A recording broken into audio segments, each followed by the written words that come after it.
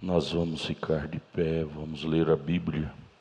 Salmo capítulo 42. Salmo de Davi, capítulo 42.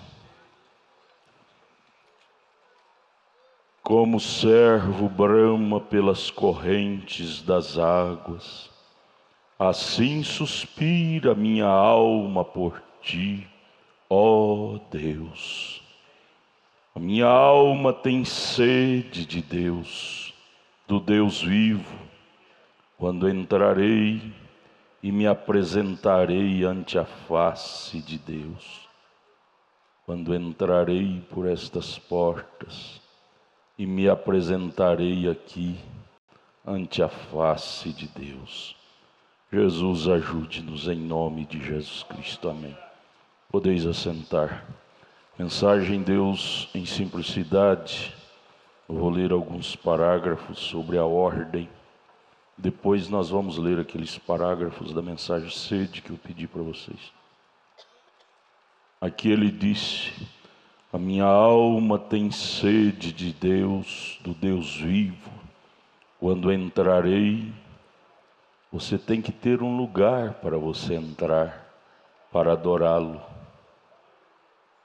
Entrarei ante a face do Senhor, diante da face.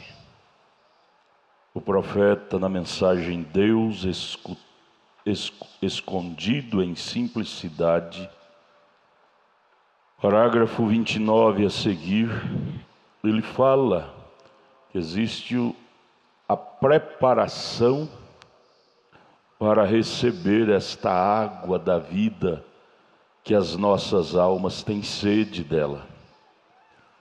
Entrar ante a face do Senhor é uma ordem, ou seja, é uma preparação para receber do Senhor aquilo que temos necessidade. Nós não recebemos bênçãos do Senhor entrando de qualquer maneira ante a face dele, no santuário dele. Existe uma ordem. O profeta desta era pregou a mensagem, a ordem da igreja. E aqui nesta mensagem Deus em simplicidade, ele fala alguma coisa também sobre isto. A partir do parágrafo 29, ele disse: agora no antigo tabernáculo, ele reformou o tabernáculo Brana, a igreja lá, e agora ele está rededicando a nova igreja. E ele comenta sobre como era na antiga igreja. Agora no antigo tabernáculo, talvez não haja uma pessoa presente nesta manhã que esteve ali no dia da dedicação, quando o Major Wright tocou a música e fiquei atrás de 3 cruzes aqui para dedicar o lugar. Eu não permitia que ninguém, os porteiros ficavam junto à porta para garantir que ninguém falasse, conversasse no santuário. Quando conversava-se do lado de fora e entrava para o santuário silenciosamente, você vinha ao altar e orava silenciosamente, voltava ao seu assento, abria a Bíblia. O que o seu próximo fazia era assunto dele. Você não tinha que dizer nada. Caso quisesse falar com você, você dizia: eu te encontrarei lá fora. Estou aqui para adorar ao Senhor. Calado, silenciosamente, você diria isto para o companheiro ou a companheira que está ao seu lado, quisesse conversar com você.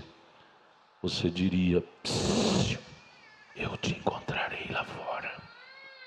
Aqui é o lugar de adorar a Deus. Então você se assentava, lia a Bíblia, ou ficava sentado quietamente, e então a música soava. A irmã Gerte, não sei se ela está aqui esta manhã, ou não, o irmão Gomes, a irmã Gomes, o velho piano, eu creio, ficava aqui neste canto. E me lembro bem que ela, a organista, tocava suavemente aquele hino lá na cruz, onde meu Salvador morreu. Uma música bem lenta e suave. Então, até que chegava a hora do culto, o dirigente de cânticos se levantava, dirigia uns dois hinos congregacionais, e então, se alguém tivesse um solo de destaque, o cantava, mas nunca um comportamento desrespeitoso na casa de Deus. Então a música tocava continuamente, e depois, quando ouvia isso, eu sabia que era hora de eu vir à frente, subir na plataforma. Oh, quando o ministro entra em uma congregação de pessoas orando, sob a unção do Espírito, você há de ouvir do céu. Aquele culto será do céu. Quando o ministro entra diante de uma congregação que está na ordem do Espírito, você há de ouvir do céu. Simplesmente isto. Não há como evitar. Quando a unção está sobre a coisa, não há como evitar de Deus falar. Mas se entra em confusão, conversa, você fica tão confuso, o Espírito Santo é entristecido, e nós não queremos isto em nosso meio, não. Queremos vir aqui para adorar.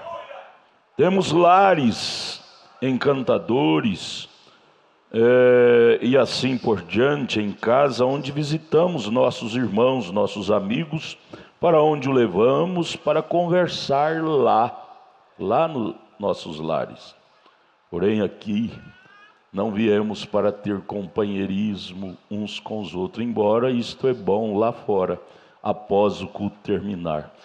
Mas o objetivo principal é termos companheirismo com Deus. No parágrafo 35 a seguir ele disse: e então, muitas vezes adolescentes e às vezes adultos chegam, você sabe, jovens, passam bilhetes e brincadeiras ou algo assim dentro do santuário, uns para com os outros. Agora você tem idade suficiente para saber que não deve fazer isto, estar passando bilhete, mensagens no celular, uma para outra, um para o outro. Ele diz: você tem idade suficiente para saber que não se deve fazer isto no santuário. Você atrapalha a adoração dela, você atrapalha a adoração dele. Conversar. Está vendo? Você deveria saber que não é para fazer isto, não é para isto que viemos aqui. Está vendo? Você não deveria vir aqui. Se espera ser um verdadeiro homem, ou se você espera ser um verdadeiro homem, jovem, ou em algum dia, uma verdadeira mulher, em algum dia, se você espera ser, criar uma família para o reino de Deus, então comece bem desde o princípio. Tudo começado certo tem grande chance de terminar certo. Porém, tudo começado errado tem grande chance de terminar errado. Se podes fazer certo, para que fazer errado, não é? Veja, haja certo e faça o certo. E agora, claro, pelo princípio, veja, haja certo e faça o certo, e veja o que acontecerá contigo. Bênção sobre bênção.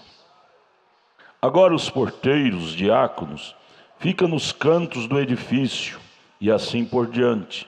E se houver qualquer comportamento impróprio aqui, eles estão ordenados como dever, e os administradores se sentam ali para que, no caso de alguém começar a se comportar mal, eles estão comissionados a pedir que a pessoa fique em ordem.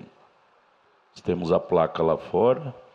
Quando começa qualquer trabalho no santuário, todas as dependências da igreja é santuário. Nos quartos lá em cima, nos banheiros, aí no pátio, na cozinha. As cozinheiras não podem aproveitar porque está cozinhando, tem o direito de falar tudo. Falar o mínimo possível e assim mesmo com ordem. Com ordem. Na cozinha, você entristece o Espírito Santo lá na cozinha. Cadê minhas cozinheiras? Estão aqui? Creio que estão, não é? Vocês entristecem o Espírito Santo de Deus com um mau comportamento lá na cozinha. Estamos trabalhando. Estão trabalhando, mas em horário de culto.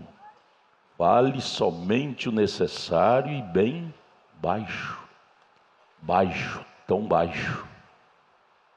Eu creio que nós estamos começando um novo ano, e isso não é simplesmente virar uma página, como uma mera tradição. Estamos querendo virar uma norma de vida também para melhor.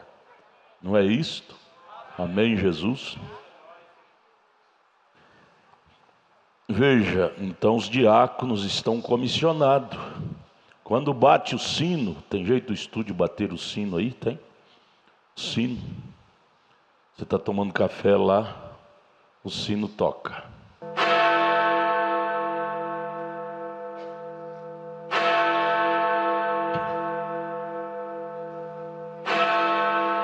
O que quer dizer aquele sino? Aquele sino quer dizer que já começou o período de adoração.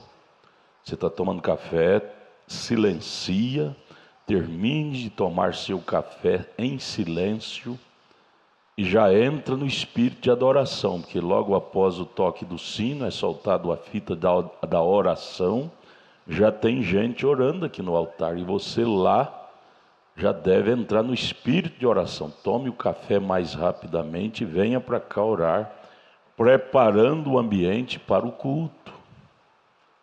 Todos os grandes sucessos têm que ter bons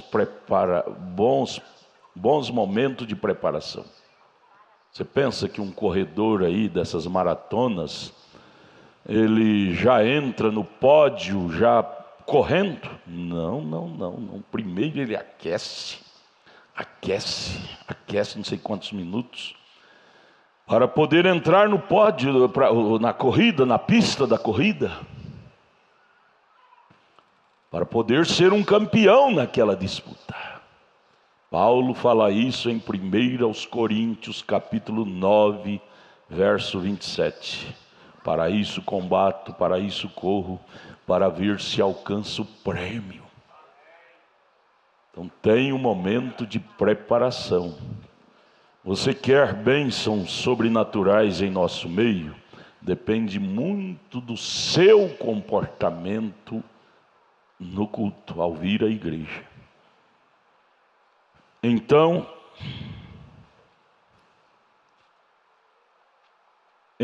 se ela não te dá o respeito, seria melhor que outra pessoa ocupasse seu assento. Pessoa ao seu lado, com mau comportamento. O irmão Brana disse: chame a atenção, é seu dever chamar a atenção da pessoa. Psiu, aqui dentro não, lá fora nós conversamos. Ou então vai na minha casa. Aqui nós viemos para adorar a Deus. Porque há alguém que quer ouvir. Você que não gosta de ter comportamento na casa de Deus, saiba que alguém está aqui, veio para ouvir a palavra. Não atrapalhe. Não atrapalhe uma alma que veio para ser abençoada. Há alguém que vem a este propósito para ouvir. E é para isso que estamos aqui. É para ouvir a palavra do Senhor. E assim todos querem ouvi-la. E querem que esteja o mais quieto possível, simplesmente o mais quieto possível, ou seja, nada de falatório ou desordem. No tabernáculo Brana, meia hora antes, tinha o toque do órgão, suavemente. Aqui, nós usamos passar aquela pregação do profeta ou de algum pregador, que é também um culto, uma adoração. 38. Claro, alguém adorando ao Senhor, isto é o esperado. É assim que deveria ser. É para isso que você está aqui. É para adorar ao Senhor. Eu vim aqui para adorar ao Senhor. Se você sente vontade de louvar a Deus ou de gritar, faça isto, veja, porque é para isso que você está aqui. Adorar a Deus, gritar, louvar, faça, que é lugar disto. Falar em línguas antes do culto começar, faça isto, que é lugar disto. Não conversar assuntos naturais, nem espirituais, que fere a ordem. É para adorar ao Senhor em sua própria maneira de adorar. Mas não há ninguém que adore ao Senhor enquanto você está em desordem, conversando, passando bilhetes. Você está ajudando outra pessoa a se afastar da adoração do Senhor. Aquela menina passando a mensagem para mim, eu vou responder. Não responda. Esta hora é hora de você ser sem educação. Não responder. Você está contribuindo para ela sair da ordem e você também. Veja, desta forma sentimos que isto está errado. Queremos tornar isto um regulamento em nossa igreja. Você é parte da igreja do profeta? Assim como todo Israel era parte da igreja de Moisés, nós somos parte da igreja do profeta.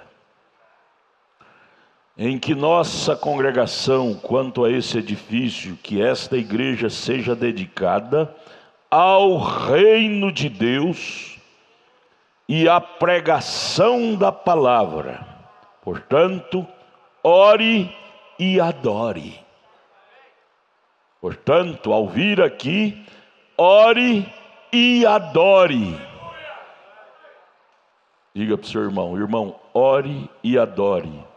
Ore e adore. Esta é a razão pela qual você deve vir aqui, para orar e para adorar. Crie um ambiente propício a isto. Está em nosso alcance a criar esse ambiente, através de nosso comportamento espiritual. E então o profeta disse no parágrafo 41, tenho visto igrejas, todavia, onde me permita as crianças correrem por todo o santuário, para lá, para cá, e os pais não cuidam. Pais, mães, deixa eu contar um segredozinho de minha casa, minha família. Meus 3 meninos nasceram quase juntos, todo ano um. Naquele tempo era assim, todo ano um, bênção, né? E foi criado todos juntos lá em Goiânia. Em Goiânia, todos 3 nasceram lá, cresceram lá até uma certa idade. Minha esposa nunca, ou pouquíssimas vezes, foi ao berçário com eles. Se for ao berçário, o menino fica, me perdoe a expressão, fica lerdo. E aí chora aqui dentro se levar para o berçário. Que lá pode dar uma conversinha com outra criança. Minha esposa sentava nas últimas cadeiras, lá na igreja de Goiânia, tampava com a fralda, dava mamadeira para cada um deles lá. Primeiro, eles tentavam, porque o menino quer ver o limite, onde os pais permitem eles irem. Ia lá fora e depois no próximo culto queria ir de novo, a dizer de jeito nenhum, e eles choravam, porque eles fazem birra. Você lembra de, eu creio que é Isaías ou Jeremias capítulo 3, é Isaías 3. Isaías 3, pais, mães, escute isso aqui, ó. Isaías capítulo 3 está profetizado que no fim dos tempos o mundo seria regido por crianças e mulheres. Crianças é que dá ordem para os pais. Rola no chão, faz birra e o pai vai lá atrás, a mãe vai lá atrás. Está errado. Isaías capítulo 3 profetizou isto. Crianças estaria à testa do governo da casa, da nação.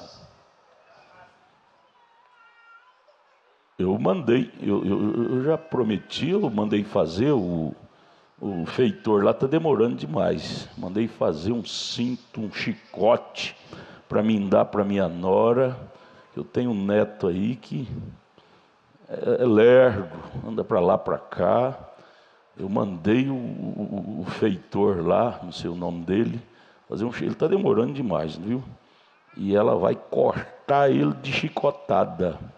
Chicote de espuma, mas bem feito. Chicote de espuma, mas bem feito. Mas o que acontecia com a minha esposa? Se o menino ficasse lá, levasse, depois de fazer birra, queria de novo, ela levava lá fora e dava umas varadinhas no bumbum deles. No próximo culto eles não queriam ir de jeito nenhum. Está precisando disso. Levar lá fora, dar umas varadinhas no bumbum. O lugar de bater é no bumbum, não é nas costas, em cima dos rins, não. Bumbum. Próximo culto eles não vão querer. Mas se você frouxar as cordas, você vai ter que ficar lá fora o tempo todo com o menino. Correndo para lá, para cá, e você atrás, igual né? Isaías 3. Final dos tempos, na testa dos governos. Crianças e mulheres. É a inversão de valores. Deus nos ajude a valorizar os valores. Veja, parágrafo 41. Então tenho visto igrejas, todavia, onde se permite crianças correrem por todo o santuário, e os adultos de pé, uns falando alto com os outros em lados opostos do salão. Esta é uma boa maneira de arruinar o culto que estava por vir aquela noite, ou qualquer que fosse a ocasião, está vendo? Boa maneira de arruinar o próximo culto, aquele e o próximo. Então, logo que o culto seja encerrado, deixe um auditório dentro da ordem, sem conversar. Vocês terminaram a adoração então, depois saiam e conversem uns com os outros lá fora. Não dia de ceia, viu? Dia de ceia é uma comunhão, uma adoração solene. Termina de tomar a ceia, você vai caladinho para casa com a sua família. Bom seria se não comesse. Se tem problema, espere 2 horas, que é a hora da digestão, o horário da digestão. Coma em silêncio e vá dormir pensando no Calvário. Por que as santas ceias hoje se tornaram um mero ritual? Porque não se velam por aquilo que fez. Tomou a ceia como se come uma pratarrada de comida, depois chega em casa e ainda come por cima, desordem, sai aí fora e já conversa como se saiu de um culto normal. Culto de santa ceia não é um culto normal, é um culto super íntimo do crente com o Calvário. Aprenda esse segredo para vocês serem mais abençoados. O que quer que queiram fazer, se tem algo que desejam falar com alguém, vê-los bem, vão com eles à sua casa, à casa deles. Vai na casa dele, na casa dela, aí sim conversa, come, ou o que quer que seja, mas não faça isto no auditório. Dediquemos isto a Deus, amém, Jesus? Dediquemos isto a Deus. Vocês lembram no Velho Testamento como que era a ordem no tabernáculo? Como que era a ordem no tabernáculo? Até uma vara seca que Arão colocou lá, no dia seguinte ela reverdeceu, floresceu e amanheceu cheia de amêndoas de fruto, por causa da presença notável de Deus ali naquele lugar santíssimo. Por que que não pode acontecer isso no nosso meio? E isso é trabalhado por cada um de nós. Manter essa ordem espiritual. Você sai de casa, já ora dizendo: Deus, me consagra, estou indo para a igreja. Chega aqui no altar, você ora: Deus, eu estou aqui na igreja, me dê um bom culto. Unja o pregador, unja os cânticos. Unja, eu estou aqui. Se cada um fizer isto, amados, esse templo se torna um pedaço do céu. Esse templo se torna do jeitinho que era o tabernáculo lá no Velho Testamento. Tem uma vara seca, uma pessoa seca de Deus, chega aqui, ela regenera. Pecador é salvo, doente é curado. Por causa da atmosfera que todos criaram. Atmosfera celestial. Olha, isso é mecânico, mas isso é essencial para a bênção do culto. Dediquemos isto a Deus, estão vendo?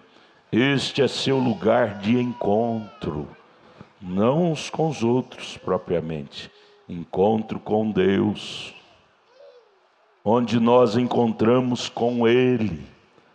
Eu vim aqui para adorar a Deus, para ver a Deus. Ver a Deus aonde? Na palavra, nos cânticos, na pregação, na atmosfera gloriosa. Estão vendo? E a lei procede do santuário, claro. E eu creio que isso seria agradável a nosso Pai Celestial, encontrar isto em nosso meio. Agora vamos lá, mensagem sede. Abra aí na página 33, parágrafo 215.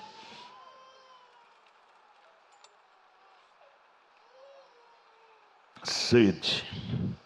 Essas coisas, a ordem da igreja, só acontece em corações que estão interessados por Deus. Corações que não estão interessados por Deus, não liga muito com isto. Não liga de voltar para casa a mesma pessoa que veio.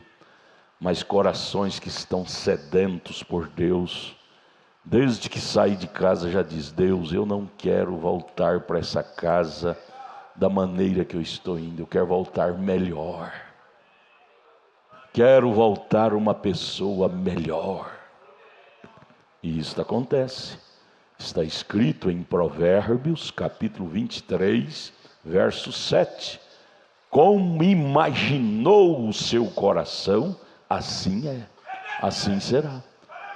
Lembrando naquela mensagem, o fundo clama o fundo, ele disse: você recebe o que você espera. Se você espera vir aqui e ver Deus, o Deus estará aqui para lhe mostrar. Mas se você espera vir aqui e voltar o mesmo, assim será.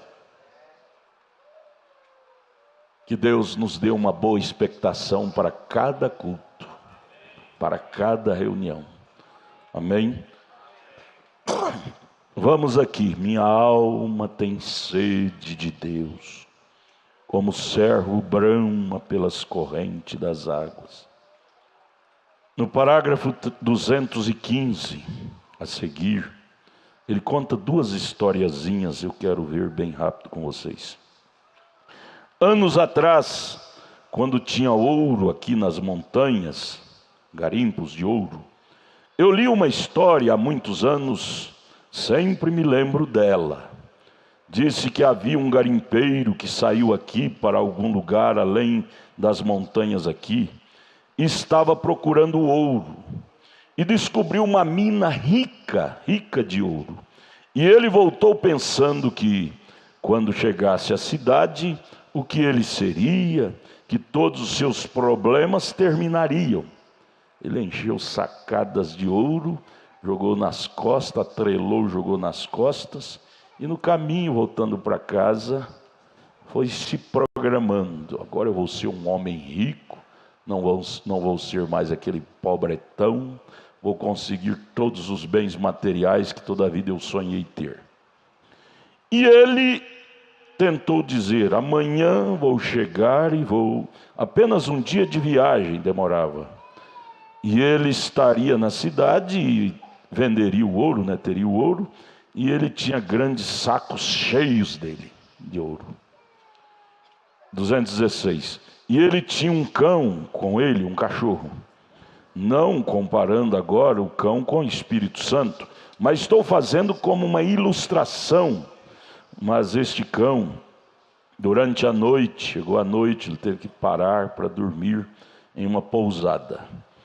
Durante a noite, o garimpeiro deitou-se em seu leito e começou a pensar, fazer programa. Agora, amanhã eu vou levar todo o meu ouro, me tornarei exatamente o que sempre quis ser. Eu sempre quis ser um homem rico.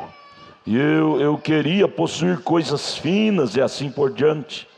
E então esse cão começou a latir altas horas da noite. Cachorro amarrado na corrente, mas latindo bravamente. Porque havia um inimigo se aproximando. O inimigo descobriu que aquele garimpeiro estava levando ouro. Então o inimigo perseguiu para roubar o ouro dele. Ou o diabo descobre que você tem ouro. Essa mensagem é ouro. Essa vida eterna que você conseguiu nessa mina da palavra de Deus é ouro. E o diabo usará todos os artifícios para roubar este ouro seu. Veja.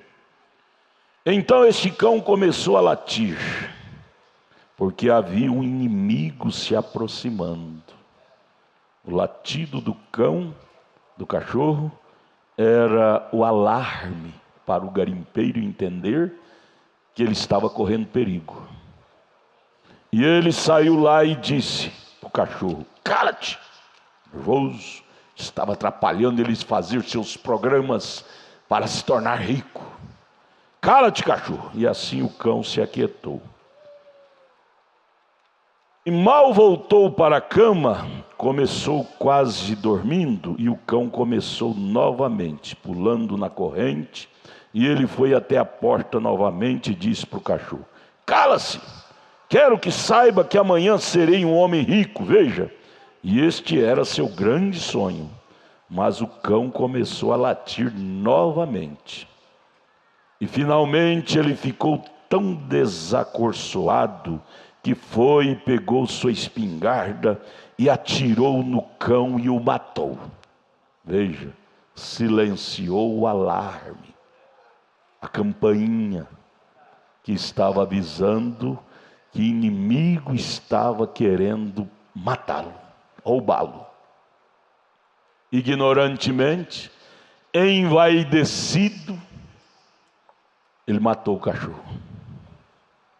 Matou, disse: de qualquer forma, não vou mais precisar de você. Amanhã eu serei um homem rico, vou me tornar um homem rico amanhã. Não vou precisar mais de cachorro, vou ter guardas, não é? Guardas para me proteger, não vou precisar de cachorro, vou matar. Velho cachorro, que tinha lhe ajudado talvez tantos anos, agora ele orgulhosamente, soberbamente, pega e mata o cachorro.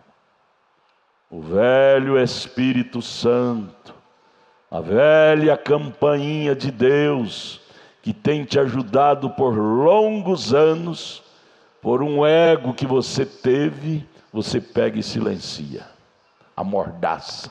O Espírito Santo não pode mais falar. Parágrafo 220. E ele, ao fazer isto, colocou a arma no canto, virou as costas para a porta e pegou no sono. Tarde da noite, sabe o que aconteceu? O homem, o ladrão, que tinha seguido por dias, aquele ladrão estava seguindo ele, e ele nem sabia. São Pedro diz que o diabo, nosso adversário, anda seguindo-nos, procurando uma brechinha para ele nos assaltar. O homem que o tinha seguido por dias, não tinha mais alarme para acordar o dono do ouro, entrou despercebidamente e o matou. Matou o homem. E agora? Ele não era um homem rico mais, veja. Ele parou aquela campainha de aviso que estava tentando lhe dizer que a sua vida estava em risco. Ele silenciou aquela campainha que era o cachorro. Matou, que era a campainha, que era o alarme que estava tentando lhe dizer que sua vida estava correndo risco. Oh, irmãos, quantas vezes de uma forma selvagem nós fazemos isto. Filho fala, a esposa fala, o marido fala, o pastor fala, nós dizemos, enjoado, enjoeira, enjoado. E viramos as costas ignorantemente e prosseguimos em nossos passos egoístas. Ele silenciou aquela campainha que estava lhe avisando que sua vida estava correndo risco. Irmão, irmã, você nunca poderá, nunca tente silenciar este santo chamado em seu coração. Veja, unindo-se a uma igreja, recitando um credo, pertencendo a uma organização, há somente uma coisa que pode satisfazer essa alma sedenta, que é a pessoa Jesus Cristo. É a verdadeira água. Como o servo brama pelas correntes de água, assim minha alma tem sede de ti, ó Deus. Minha alma tem sede do Deus vivo. Veja, há algo em você que quer ver Deus se mover. Sua alma tem sede disto, ver Deus se mover. E aí ele termina o parágrafo 222 dizendo, não pare em nada menos do que isto. Não deixe algum pastor lhe dizer que você apenas tem que apertar a mão dele, unir-se à igreja ou pertencer a esta organização. Não mate este santo silêncio. Ele o está advertindo.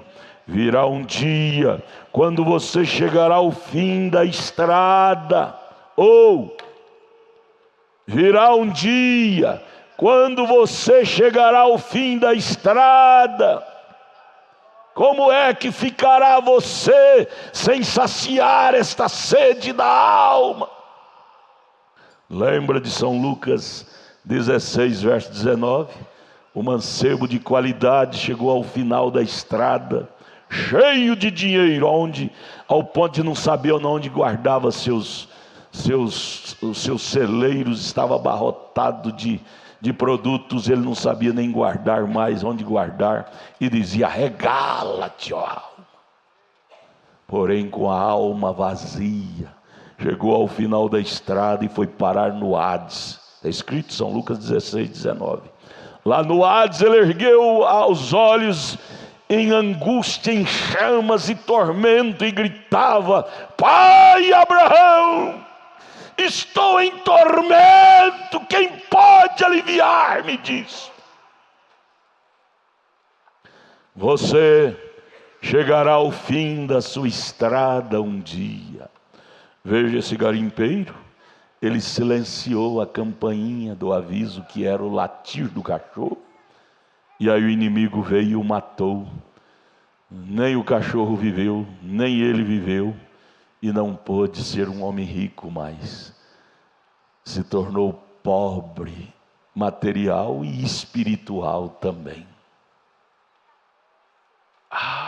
Deus, ajude a nós a aprender essa lição. Amém. Virá um dia quando você chegará ao fim da sua estrada. Pense nisso. Você já notou isso, que os seres humanos não gostam de pensar em morrer?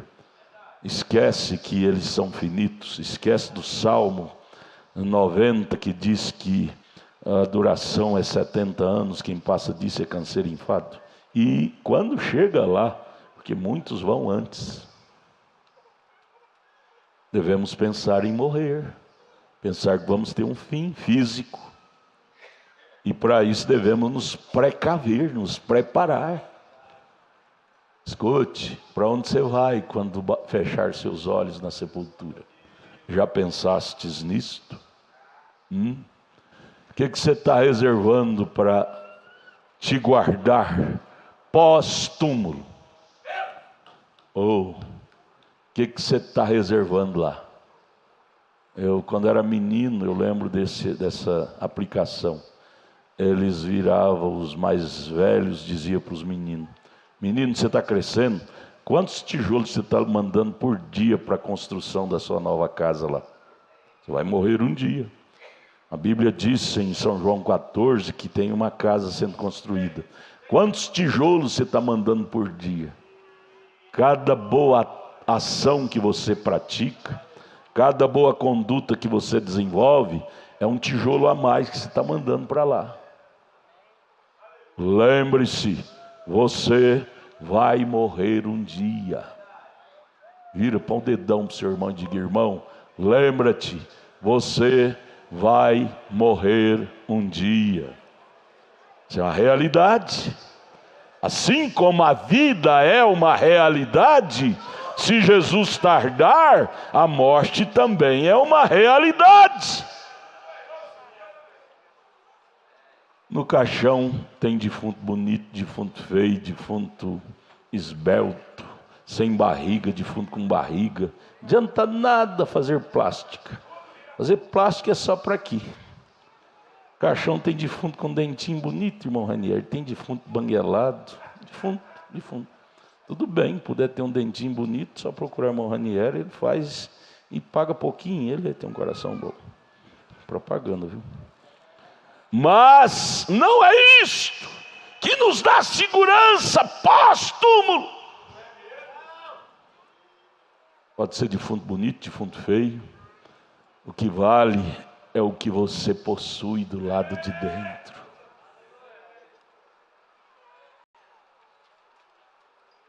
O que você está possuindo, guardando? Eu estou formando faculdade.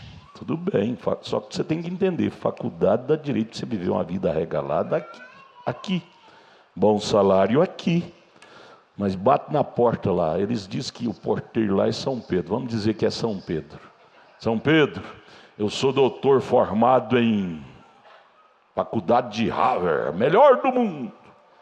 São Pedro vai rir na sua cara e dizer: tudo bem, foi a melhor do mundo lá, só que aqui é outro mundo. Aqui é outro mundo. A faculdade de Harvard é a melhor do mundo lá, só que aqui é outro mundo. Qual é a faculdade que você formou sua alma para entrar aqui? Eu sou o porteiro do céu, só vou abrir a porta para quem formou na faculdade celestial. Cadê a carteirinha? Carteirinha é o batismo do Espírito Santo. Você não tem? Não entra. São Mateus 7:22, ficarão de fora. Ficarão de fora. Lembre-se, você morrerá um dia.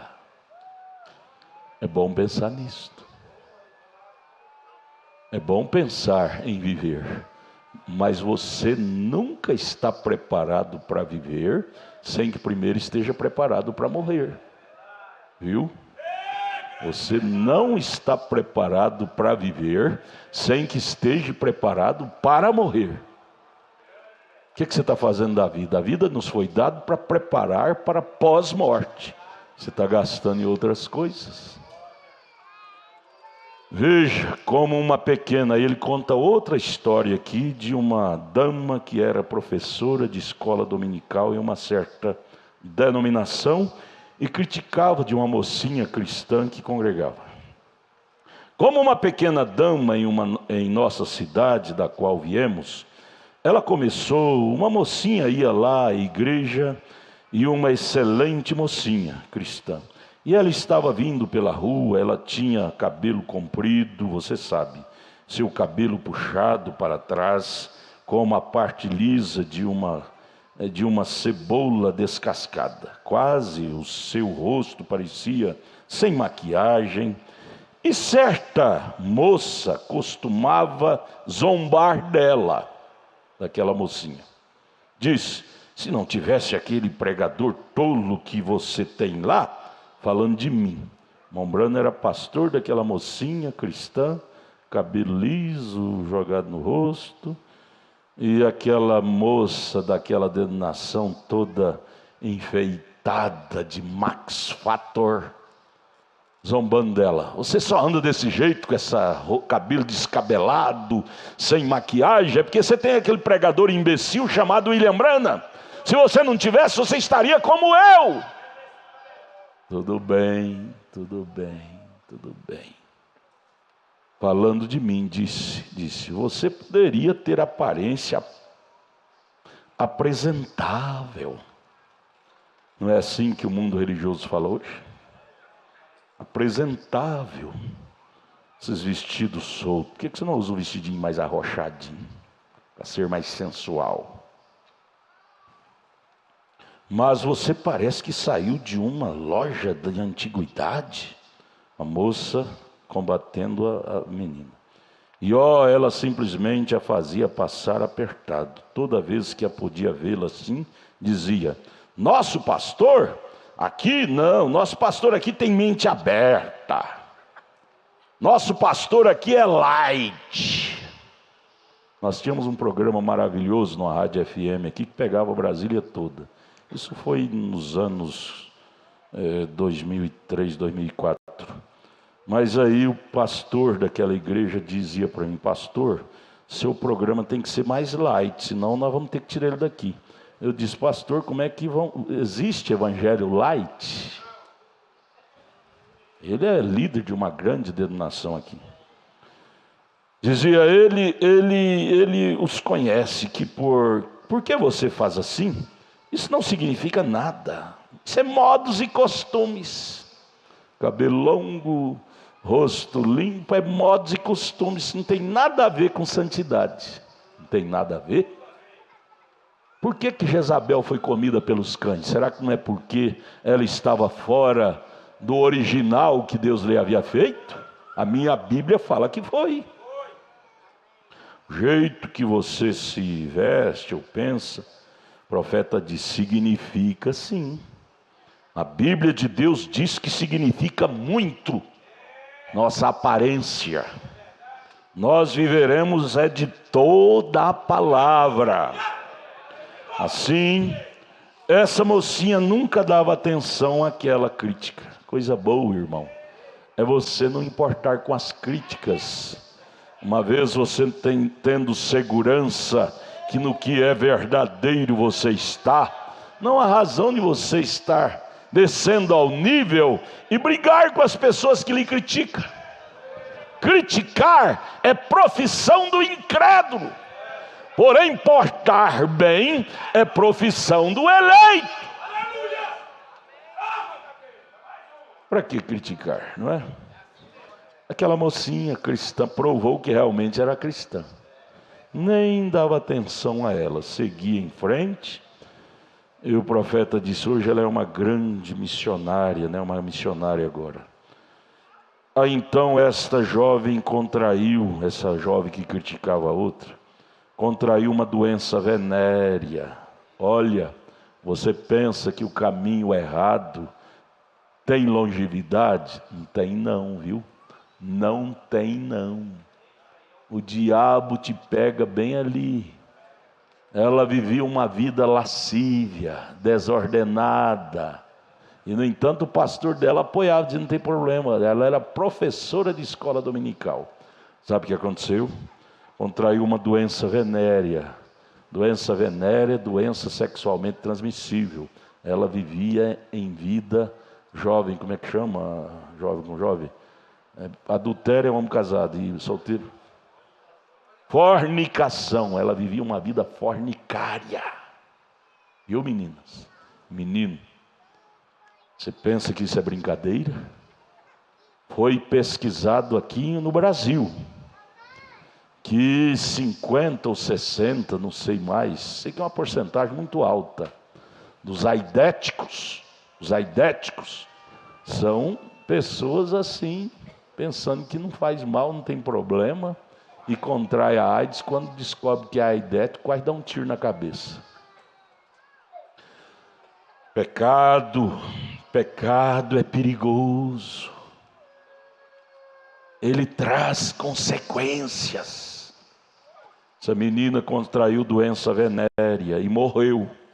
Um amigo meu bombeou o fluido de embalsamar nela quando ela estava morrendo. Ele me contou, disse, depois que ela estava morta, ele continuou sentindo o cheiro do fluido. Ela tinha um buraco comido em seu lado, doença venérea.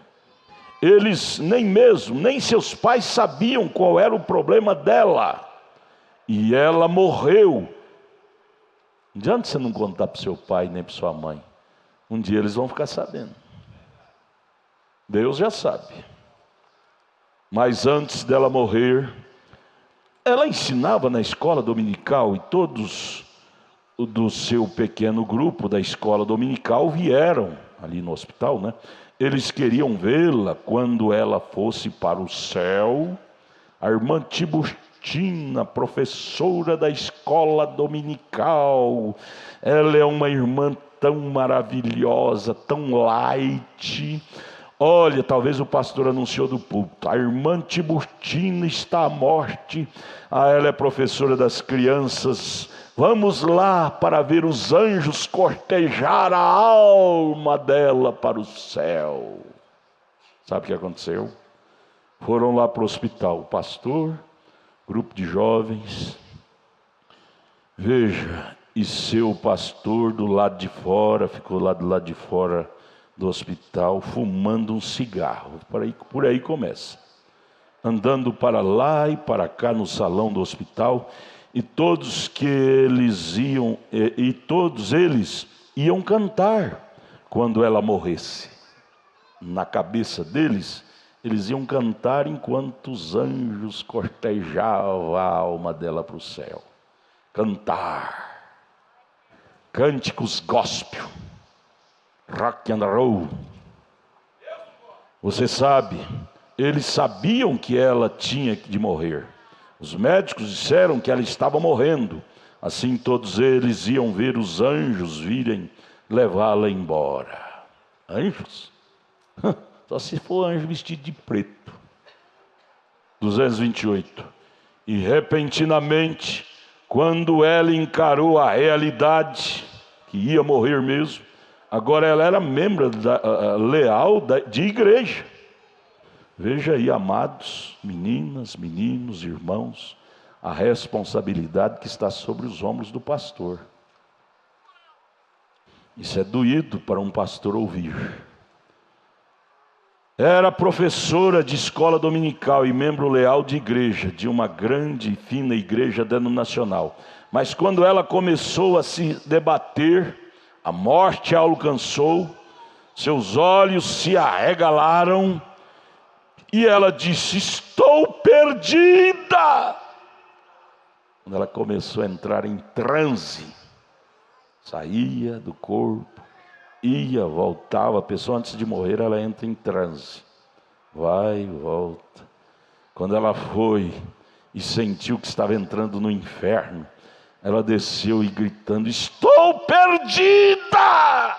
Os olhos estufados para fora das pálpebras, e gritou em alta voz.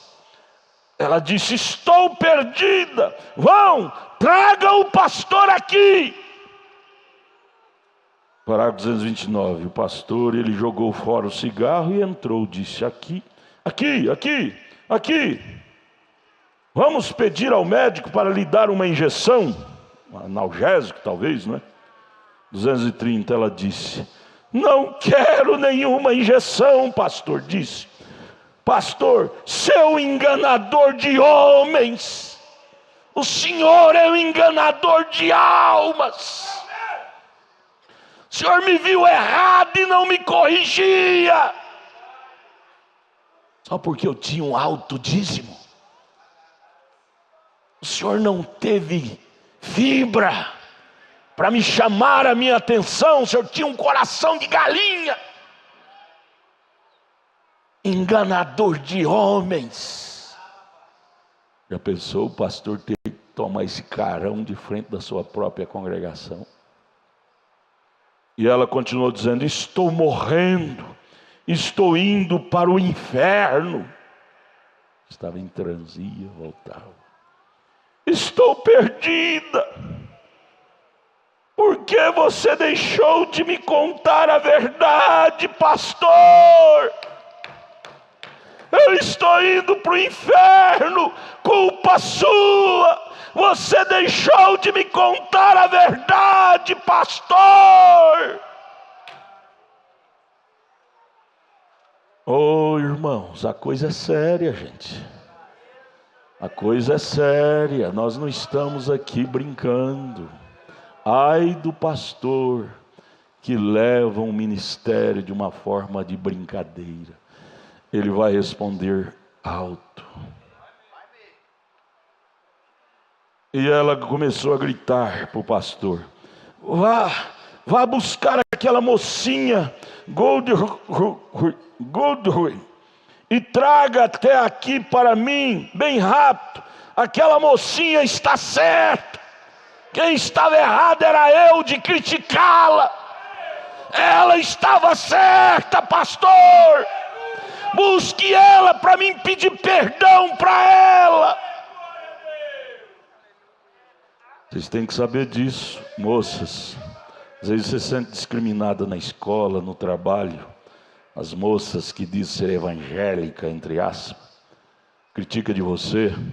Um dia elas, quando estiverem entrando no inferno, ela vai dizer: busque lá aquela menina do tabernáculo da fé. Ela estava certa. Isso deve ser consolo para vocês, meninas, meninos. Parágrafo 231. O profeta termina dizendo: espere até você encarar a realidade uma vez. Não vá tentar parar esse santo silêncio. Não vá acabar com ele com alguma espingarda moderna, educacional do cano duplo. Ouça essa advertência do Espírito Santo esta noite, que o está advertindo. Eu sou o caminho, Jesus disse, a verdade e a vida. Ninguém vem ao Pai senão por mim. Ele é a palavra. Ouça-o. Não faça como aquele velho garimpeiro, que o cão, Mombrana disse, me perdoe a expressão, que não soe como um sacrilégio, mas aquele cão era o tipo do Espírito Santo, era o aviso, era a voz, era o grito, mas o garimpeiro ignorante matou, silenciou aquela voz. A mensagem é o aviso, é a voz, é o grito. Não importa, eu preguei hoje de manhã e repetirei isso 1 trilhão de vezes. Não importa se a igreja A, B, C deixa a mensagem de lado, trata a mensagem de qualquer jeito, ou o pastor A, B, C descuida da mensagem, trata de qualquer jeito. Não, eu não matarei esta campainha, não. Se por irmão fulano, se para irmã Beltrana, isso aqui é como aquele cachorro garimpeiro disse, é uma enjoeira, é uma enjoeira. Se é enjoeira para ele, para mim é a minha vida.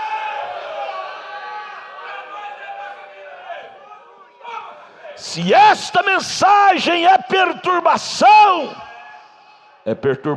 para Herodias. João Batista era perturbação para Herodias, que vivia amaziada de seu cunhado Herodes. Esta mensagem é perturbação para o pecado, mas para o eleito, ela é a resposta, ela é salvação, ela é vida. Não, não vamos silenciar esta voz. Esta voz é que nos tirou do fundo do poço. Irmão Moisés, esta voz é a que te tirou do fundo do poço das drogas e que nos tira todos os dias de nossos maus costumes. Aquele cachorro latindo de noite, ele estava para proteger seu dono. Esta mensagem nos corrige severamente, é para proteger nossa alma do inferno. Amemos isto, valorizemos isto, respeitemos isto. É para nos proteger do fogo, do inferno. Leia a mensagem, almas que estão em prisão. Irmão Brana foi lá naquela visão e ele disse: eu não desejo o inferno para o meu pior inimigo que for. Lá é terrível demais. Aquela moça condenava, criticava a outra, mas na hora da morte ela viu que a outra estava certa. Errado era ela. Jesus, ajude a nós pensar nessas coisas. Isso é coisa para se pensar, coisa para se memorizar. Brana não contava essas historiazinhas à toa. Isso deve ficar gravado em nossas consciências. Quando formos tentados a pecar, a transgredir, lembrarmos de historiazinhas como dessa moça. Pecado não traz bons resultados. Rude cruz se erigiu, me ajude. Ela o dia. 1 aos Coríntios capítulo 11, verso 23. Vergonha, dor, mas contemplo esta cruz, porque nela Jesus deu a vida por mim, pecador. Sim, eu amo a mensagem da cruz. Até morrer eu a vou proclamar. Levarei eu também minha cruz, até por uma coroa. Disse Paulo: porque eu recebi do Senhor e não escondi de vocês, não fiz como aquele pastor, conhecia a verdade e não ensinava aquela mocinha. Não, é como é bom ter um pastor tipo Paulo, tipo William Branham. Eu recebi do Senhor o que também vos ensinei ao pé da letra. Dá ou não dá segurança congregar numa igreja dessa qualidade? Que o Senhor Jesus, na noite em que foi traído, tomou o pão, tendo dado graças, o partiu e disse: tomai e comei, este é meu corpo que é partido por vós, fazei isto lembrando de mim. Semelhantemente também, depois de cear, tomou o cálice, dizendo: esse cálice é o novo testamento no meu sangue. Fazei isso todas as vezes que beberdes, lembrando. Te lembra de Jesus. Quando for se deitar, te lembra de Jesus. Quando se levantar, te lembra de Jesus. Quando for trabalhar, te lembra de Jesus. todos os momentos de sua vida, lembrando, você vai vir na fila da ceia, lembrar daqueles golpes que Jesus teve na cruz, tudo por sua causa, cada um de nós dizendo: foi por minha causa. Tomar do vinho, dizendo: esse aqui é o símbolo do sangue que ele derramou, tudo por minha causa. Lanças cruéis romanas traspassou a carne dele, e dali jorrou esse sangue, que eu estou tomando esse vinho em memória, tudo por minha causa. Eu duvido que, se você vier com essa consciência, você dá conta de continuar sendo um pecador, uma pecadora. Você sairá daqui agradecido, dizendo: Deus, permita-me viver para Ti. O Senhor fez tudo por mim, me ajude a fazer alguma coisinha para o Senhor. Nós só pecamos, amados, porque perdemos a consciência do que Ele fez por nós. Nos tornamos ingratos. Coração que tem gratidão não transgride, teme, adora. É momento de reflexão, não é? Vir lembrando dele. Verso 25: semelhantemente também, depois de cear, tomou o cálice, dizendo: este cálice é o novo testamento do meu sangue, fazei isso todas as vezes que beberdes. Em memória, quer dizer, lembrando, né? Lembrando de mim. Porque todas as vezes que comerdes esse pão e beber esse cálice, vocês estão anunciando a morte que aconteceu no Calvário até que eu venha. Portanto, qualquer que comer esse pão ou beber o cálice do Senhor indignamente, ou seja, de qualquer jeito, né, será culpado do corpo e do sangue. Já pensou nisso, irmão? Culpado, quer dizer, você é que matou Jesus. Culpado, tomar a ceia indignamente. Verso 28: examine-se, pois, o homem a si mesmo, e assim coma desse pão e beba desse cálice. Porque o que come e bebe indignamente, come e bebe para a sua própria condenação, não discernindo o corpo do Senhor. Por causa disto há entre vós muitos fracos e doentes, e muitos que dormem. Porque se nós nos julgássemos a nós mesmos, não seríamos julgados. Mas quando somos julgados, somos repreendidos pelo Senhor, para não sermos condenados com o mundo. Em outras palavras, Ele está dizendo: não te acostumes com isto. Vamos para São João 13. Ontem eu estava lavando os pés ali do irmão lá em Taguatinga. Isto me veio muito forte em meu coração, e eu disse para ele: irmão, nunca te acostume com lava-pés. E se nós não tiver cuidado, a gente acostuma, e isso não é sagrado mais. Deixa de ser sagrado, se torna um mero costume. Isso não é bom. Isto, todas as vezes que fizermos, temos que ter isso como uma coisa sagrada, mandamento sagrado. Não te acostume de vir aqui na mesa, não.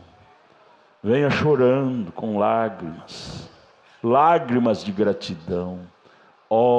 Foi por mim que meu mestre foi traspassado, quebrado, sangrado. Tudo foi por mim. Vem derramando lágrimas por sua face, lágrimas de gratidão. Não venha mascando chiclete, caminhando com sapato salto alto e comendo com a pontinha dos dedos de unhas pintadas, põe na boca e come, põe o chiclete do canto da boca, o pão de outro canto, toma o vinho e sai. Eu tomei a ceia. Isso é maldição. Isso é maldição. Venhamos a isto com reverência profunda. Deus, Isto é seríssimo. O Senhor desceu da glória, se fez carne, foi traspassado no Calvário, tudo por minha causa, para me salvar. Oh Deus, me ajude a ser mais reverente, mais agradecido. Eu tenho certeza, se você vier à mesa com esse espírito, você nunca acostumará com isso. Vai lavar os pés aí do seu irmão, de sua irmã, sempre como uma novidade. Nunca te acostume com o comer da ceia e nem com o lava-pés. Deixa esse espírito de costume, ao ponto, se um dia você tiver problema nos pés, nas pernas, e não puder dobrar para lavar os pés do seu irmão, de sua irmã, você não vai lavar, mas você vai ficar com lágrimas no rosto, dizendo: como eu gostaria de lavar os pés de meu irmão, porque nisto está o cumprimento total do mandamento do Senhor. Minhas pernas estão paralíticas, não posso, mas eu gostaria tanto. O irmão Brana disse: você está lavando em espírito. Deus conhece o desejo do seu coração. Não é aquilo: graças a Deus que eu tenho esse problema nas minhas pernas. Diácono, eu estou com uma alergia aqui, eu não vou lavar meus pés não, viu? Gente, tem que saber que a água é santa. Quando é colocada lá é santo. Diácono, vamos pôr uma taçazinha individual, cálice individual. Meu irmão tem hálito de esquisito, vou tomar aquele resto do vinho que ele tomou, faz mal para mim. Irmão Brana disse na mensagem Religião Híbrida, parágrafo 155, ele disse: a igreja primitiva tomava em um só cálice, porque aquilo era santo. Quando você opta por cálice separado, você está dizendo que é imundo. É imundo. Aqui é sagrado, aqui tem a cura divina. Que tem a cura divina. Na água da bacia, lavando os pés, tem a cura divina dos seus pés. Aquilo é sagrado para os sagrados, mas para os imundos é morte. Depende muito em que espírito aproximamos da coisa. Não te acostume com Deus, não. Não te acostume com as coisas de Deus, não. Não é bom. Não é bom. Tenha como uma novidade. Eu preguei hoje de manhã aqui. Vocês lembram? Marido casa, tantos anos de casado, a relação íntima com a mulher torna a coisa qualquer. Não tem mais sabor. Acostumou. Eu te pergunto, está certo isso? Por que deixou? Por que deixou te acostumar? Aí vem a tentação. Novas experiências. Eu tenho que arrumar outra. Ela diz: tem que arrumar outra, que meu marido tem enxavido, minha mulher tem enxavida. É porque acostumou. Não te acostume com sua esposa, não. Todos os seus encontros tenha como se fosse o primeiro, com ela, com ele. Tenha como se fosse o primeiro. Interessa se tem 40, 50 anos de casado, porque isso é sagrado. Paulo disse em Hebreus capítulo 12, ou capítulo 13, ele disse: venerado seja o leito sem mácula. Venerado, não amaldiçoado, mas venerado. Santo para quem toma como santo, imundo para quem toma como imundo. Te acostume não, não é bom. Não é bom acostumar com as coisas. Vamos lá, São João 13, versos 4 e 5, diz: Jesus levantou-se da ceia, tirou os vestidos, tomando uma toalha, cingiu-se. Depois deitou água numa bacia, começou a lavar os pés aos discípulos e a enxugar-lhe com a toalha com que estava cingido. Verso 12: depois que lhes lavou os pés e tomou seus vestidos e assentou outra vez à mesa, disse-lhes: entendeis o que vos tenho feito? Vós me chamais mestre e senhor, e dizeis bem, porque eu sou. Ora, se eu, senhor e mestre, vos lavei os pés, vós deveis também lavar os pés uns aos outros. Isso é mandamento. Porque eu vos dei o exemplo. Gente, tudo que você for fazer na vida, procure exemplo. Na Bíblia tem. Para que, como eu vos fiz, façais vós também. Na verdade, vos digo que não é o servo maior do que o seu senhor, nem o enviado maior do que aquele que o enviou. Verso 17. Se sabeis estas coisas, o que ele disse? Bem-aventurados sois se as fizerdes. Oremos. Senhor, nós levantamos esse pão, feito por mãos santas. Pedimos, Senhor, consagrá-lo, santificá-lo, para esse ato tão solene que vamos desenvolver. Doravante isto simbolizará o corpo martirizado de Cristo no Calvário. Viremos à mesa comer desse pão, lembrando do que isso simboliza para nós, o Calvário. Santifica, Pai, para isso, este vinho, fruto da vide. Doravante simbolizará o sangue de Deus derramado na cruz, para nos perdoar de todos os nossos pecados. Santifica-o para este símbolo tão importante. Consagra-o, purifica-o, consagra a nós também que vamos vir à mesa, que ao comer desse pão, ao tomar desse vinho, produza cura divina para nós, batismo com Espírito Santo, renovação de espírito. Ajude-nos, Pai, enquanto solenemente nos aproximamos da mesa do Senhor, com o perdão de nossos pecados. Te pedimos em nome de Jesus Cristo. Amém. Assentai-vos, ore pelo seu irmão que está ao seu lado, pela sua irmã, enquanto o pão será quebrado.